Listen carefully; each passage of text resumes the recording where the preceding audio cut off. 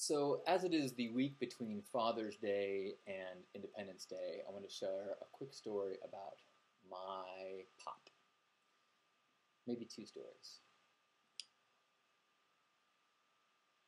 There was a time when I was younger and just as arrogant as I am now, and I had the thought and the theory that I was going to help out my dad. My dad, who is very respected and very successful and very, while he excels in so many things, in my mind his spirituality was so lacking. He had no spiritual path, man, and I was going to help him out. And so we were on a trip together for 3 weeks in Costa Rica, and I had this whole plan about how I was going to kind of like push his boundaries and get him to understand that what was so missing in his life.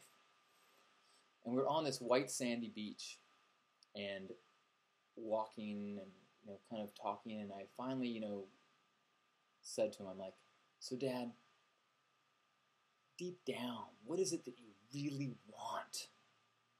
What do you want from life? And he walked and he was silent. He was silent. Kept walking. And then he finally said, more of the same.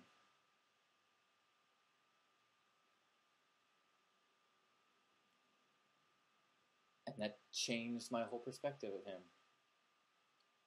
Who am I to argue with a man who is excelling in so many ways, who is still with his wife, who is respected, who is honest, who leading this righteous life according to his ideals, and when pressed and asked what was missing, he said nothing. I just want to continue on my practice, continue on my path. And I was like,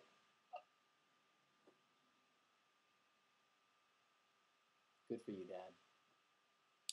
And then a couple years later, again, my arrogance started to creep in a little bit. And I started to feel like there was a difference between us. As I was getting more and more into the spiritual practice and feeling like, I was, addressing this, deeper soul side as a servant to love. And, my dad, who I think of as this kind of know-it-all, smart guy. I mean, deservingly, he's a very smart guy, so that's why he has the attitude of knowing it all.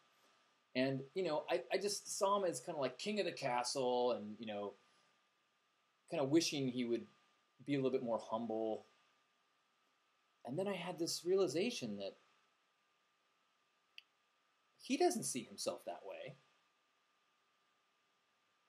He sees himself as a servant to the law and to the Constitution.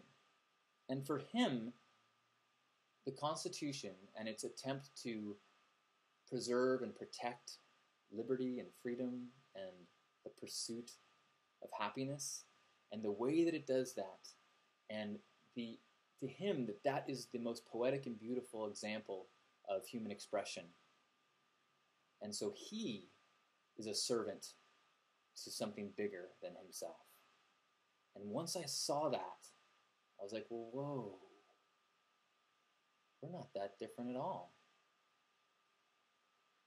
That's been a big lesson to me as I grow older, is that getting attached to the specifics of like what church is or what you're of service to, that's missing the point. When you can start to see parallels with people. Oh, this is what you do to feed your soul. Oh, this is what you do to reconnect. Oh, this is how you make yourself feel like you're all one. Oh, this is how you dedicate your passions and your energies towards what you believe to be important. How you do that is not important. What is important is that you do. And from that place, we are virtually the same. And so those two moments of seeing more the same and being a servant to something greater than have been these profound moments of respect, love, admiration, as well as feeling like, the pink acorn is not far from the tree, to which I could not be more proud. Happy Father's Day, happy Independence Day, and happy now.